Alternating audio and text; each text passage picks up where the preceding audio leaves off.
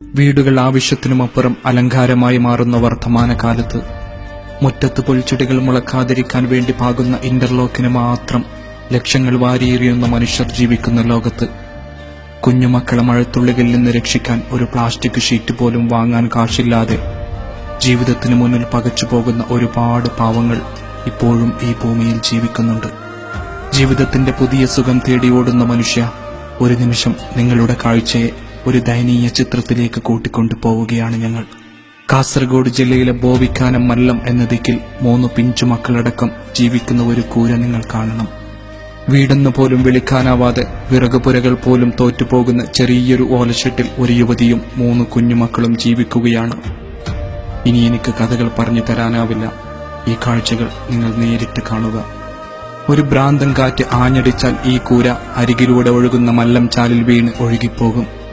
നമ്മളുടെ കുട്ടികളൊക്കെ സുഖമുള്ള മെത്തയിൽ ഒന്നാന്തരം ബെഡ്ഷീറ്റ് വിരിച്ച് കിടന്നുറങ്ങുമ്പോൾ ഈ മക്കൾ കിടന്നുറങ്ങുന്ന കാഴ്ച കാണുക. ആകെയുള്ള ഈ കട്ടിലാണ് സുഖമില്ലാത്ത ഭർത്താവടക്കമുള്ള 5 പേർ കിടന്നുറങ്ങുന്നത്. ഈ ചെളിയിൽ മുസല്ല വിരിച്ചു വേണം അവർക്ക് നമസ്കരിക്കാൻ. മേൽക്കൂരയ്ക്ക് വെച്ച് കെട്ടിയ തൂണുകൾ പലതും ചിതലരിച്ചു നിൽക്കുന്നു. ചുമരായി നിർത്തിയ ഓലകൾ സുരക്ഷിതത്വം നൽകുമെന്നാണ് അവരുടെ പ്രതീക്ഷകൾ. പക്ഷേ പലപ്പോഴും ഓലകൾക്കിടയിലൂടെ പാമ്പുകൾ കടന്നുവരുന്നു. എത്രയോ രാത്രികളിൽ ഉറക്കത്തിനിടയിൽ നമ്മൾ കൊതുകിനെ തല്ലുന്നത് പോലെ അവർ പാമ്പിനെ തല്ലിയോടിച്ചിട്ടുണ്ട്. നമ്മുടെ കുട്ടികൾ പ്രത്യേക മുറിയിൽ കമ്പ്യൂട്ടറിനും നല്ല ടേബിളിനും അരികിലിരുന്ന് പഠിക്കുമ്പോൾ ഈ കുഞ്ഞുങ്ങൾ മണ്ണെണ്ണ വിളക്കിന്റെ വെളിച്ചത്തിൽ സങ്കടത്തോടെ പാഠഭാഗങ്ങൾ വായിക്കും.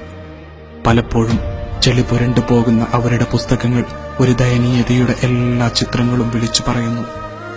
സ്കൂളിലെത്തിയാൽ കൂട്ടുകാരൊക്കെ നല്ല നല്ല വീടിന്റെ കഥ പറയുമ്പോൾ 12കാരനായ ഷാനിഫും 10കാരി ഷഫീറയും 5 വയസ്സുകാരി സഫാനയും ഒരു വാക്കുപോലും മിണ്ടാനാവാതെ പകച്ചു നിൽക്കും. കൂട്ടുകാരാ, ആ കുഞ്ഞുങ്ങൾ ഉമ്മ വേവിച്ചു കൊടുത്ത കഞ്ഞിവെള്ളം പോലും ഇരുന്നു കുടിക്കാനിടമില്ലാതെ പാടുപെടുകയാണ്.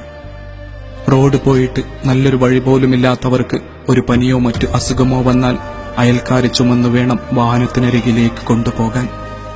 ടോയ്ലറ്റ് സംവിധാനവും വൈദ്യുതി വെളിച്ചവും അവരുടെ സ്വപ്നത്തിൽ പോലുമില്ല. അല്ലെങ്കിലും തലചായ്ക്കാൻ ഒരിടമില്ലാത്ത അവർക്ക് വൈദ്യുതിയും ടോയ്ലറ്റും ചിന്തിക്കാൻ പറ്റുന്നതിലും അപ്പുറത്തുള്ള ആഡംബരമാണല്ലോ. പ്രിയപ്പെട്ട കൂട്ടുകാരാ, ഈ കാലത്തും എങ്ങനെയും മനുഷ്യർ ജീവിക്കുന്നുണ്ടോ എന്ന് ചോദിക്കരുത്. ഈ ദയനീയത അതിന്റെ തീവ്രതയോടെ പറഞ്ഞു മുഴിപ്പിക്കാൻ ഞങ്ങൾക്കാവുന്നില്ല. സത്യം.